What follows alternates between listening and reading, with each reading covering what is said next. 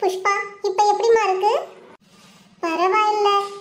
நீங்க தூங்கலையா? நீ வழியில அவஸ்தைப்படும் போது எனக்கு எப்படி தூக்கம் வரும்? டாக்டர் 1 மணிக்கு ஒரு மாத்திரை சாப்பிட சொல்லியிருக்காரு. தரட்டுமா? இந்தாடி புஷ்பா, ஒரு மாத்திரையை போட்டுக்கோ. எங்க பாட்டில தலைகீழா தொங்க விட்டு ஐசியூல படுக்க வச்சிருவாளோன்னு பயந்துட்டே இருந்தேன். அந்த ஈஸ்வரனோட கருணை தலைக்கு வந்தது தலைப்பகையோட போச்சு. என்னால உங்களுக்கு வெட்டி செலவுதான்.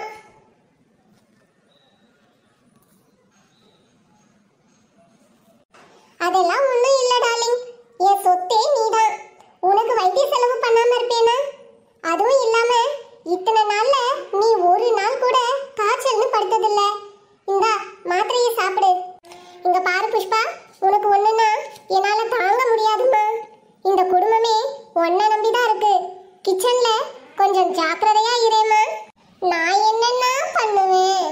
காலையில இருந்து நைட்டு வரைக்கும் டென்ஷன் படுத்தி விடுறா. அவ முடிஞ்ச வேலையை செஞ்சா பரவாயில்ல, எல்லாத்தையும் கையில கொண்டு வந்து கொடுக்கணும்னா எப்படி? அதுலயும் உங்க அம்மா இருக்காளே, கடங்காரி. அவ சுபாவம் அப்படி தாண்டி புஷ்பா. கூட்டு குடும்பத்துல என்ன வளர்த்ததே என் பெரியம்மா தான்.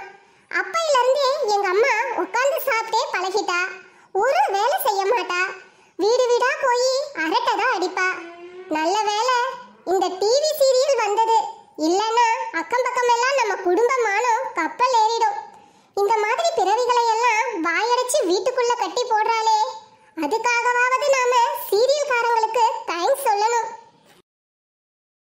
இல்லைன்னா நேத்தைக்கு உங்க அம்மா என்ன சொல்றா தெரியுமா? இங்க பாரு, ஏற்கனவே உனக்கு எண்ணெய் கொட்டி வயிறு எரிச்சல். இப்ப மாமியார வேற எதுக்குடி நினைக்கிற? பேசாம படு.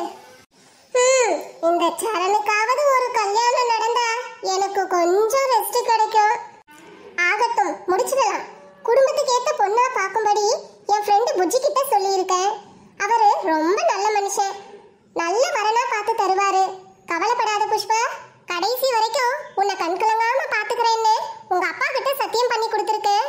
அதனாலதான் வெங்காயத்தை கூட உன்னை ஒருக்கி விடுறதில்ல. தூங்குமா. நீங்களும் தூங்குங்க.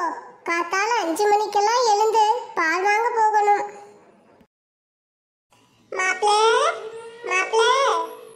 யாரு யாரு? மாமாவா? சாட்சாத் உங்க மாமனாரே மணி ஐயர் தான் மாப்ளே. சௌக்கியமா இருக்கேளா? சௌக்கியமாவா?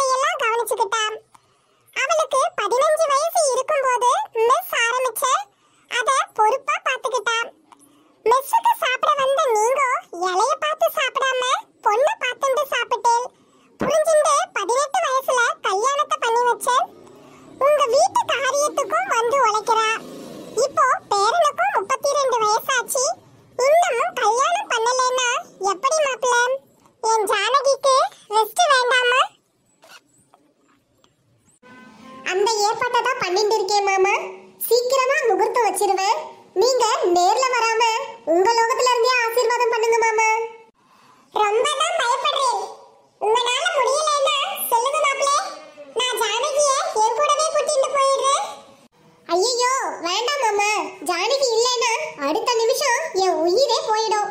அவ மேல நான் உயிரையே வச்சிருக்கேன். கல்யாணம் முடிய கொஞ்சம் லேட் ஆகலாம், எனக்கும் தெரியும்.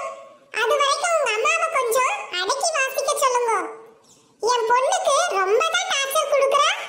எனக்கு வர்ற கோபத்துக்கு சம்மந்தி அம்மாவை பிடிச்சிப்பேன். என்ன அது கொஞ்சம் அசிங்கமா இருக்குமேன்னு பாக்குறேன். வேண்டாம் மாமா, எங்க அம்மா ஏற்கனவே ஆட்டமா தேரோட்டமான்னு ஆட்டம் போடுறா.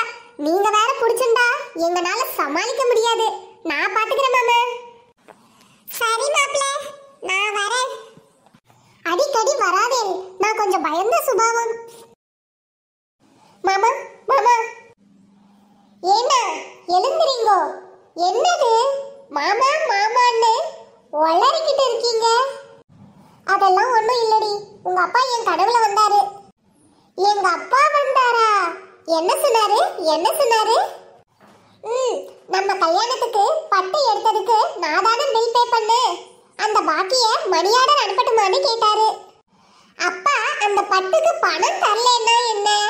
நான் தனியா இருக்கும்போது 1000 தடவை என்ன பட்டு பட்டுன்னு கூப்பிடுறேனே, அது போதாதா?